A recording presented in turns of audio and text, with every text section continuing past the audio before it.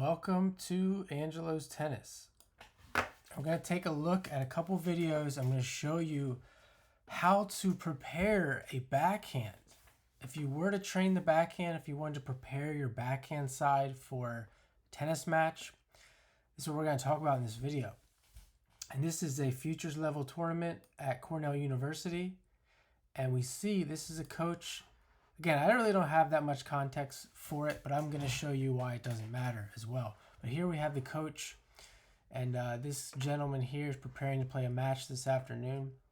And let me just play this here. He's feeding some balls here from the middle of the court, just repeating the backhand down the line. Couple steps, he's going to recover to the middle. Couple steps to the player's left.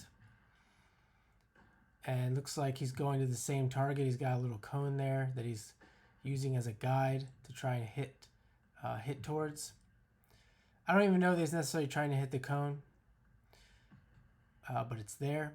And you can see this is how it went on for 20 minutes or so.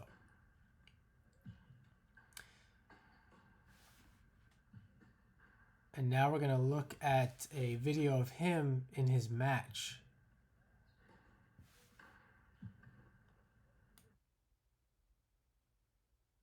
Coach is giving some instruction there. Okay, here's the match and the mistake in the match. So he's returning serve there.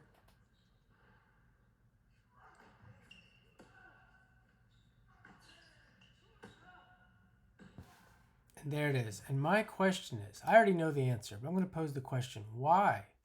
Why would you do those kind of practices before? Why would you do them ever, really? Those are easy backhands. He's not going to miss those. I'm talking about the ones in the previous warm-up practice. And we can see here, let's take it back to the serve. Serve goes in, he plays, this backhand here is nothing like what he was doing in that practice. And then we go to the second backhand. Now here it's kind of similar in the sense that he has to, he's in that same position, that recovery back to the middle, and then he's going to sprint out to the left, and we can see it's a much more difficult ball, and he's on, let me just play it here. He's on a dead run, and he's trying to play to this target. More likely the target's going to be back here, and you can see he's very frustrated. So how would this look if he was going to be training this beforehand, after, whenever? It doesn't matter. Well, you'd have a server serve the ball out wide. It doesn't have to be like super hard like this. It just has to make him move.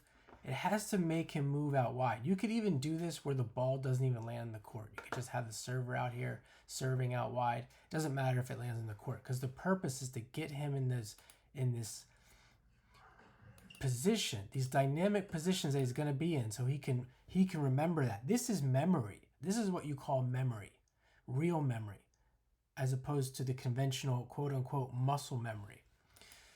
And then you could even have this fed if you really wanted to. You could have the person serving is going to just hit the ball here hard to this target here. We can see where the target's going to be.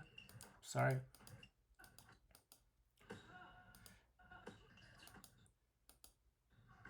So if you want, ideally this guy, the practice partner, is going to hit hard to this side target right there. And that's going to make him move in that same position that he is in the match here. And then he has to try and play to that target. Or you could even make the target bigger if you want to just say this whole area here. That would probably get the job done. And that is the practice. Now, it should be, you could say, well, that's too difficult. That's too hard. He's just warming up. It doesn't have to be this hard. Like I said, the serve can just be a spinner that makes him move. You could set it up where the server wouldn't have to hit that hard to make him move like that.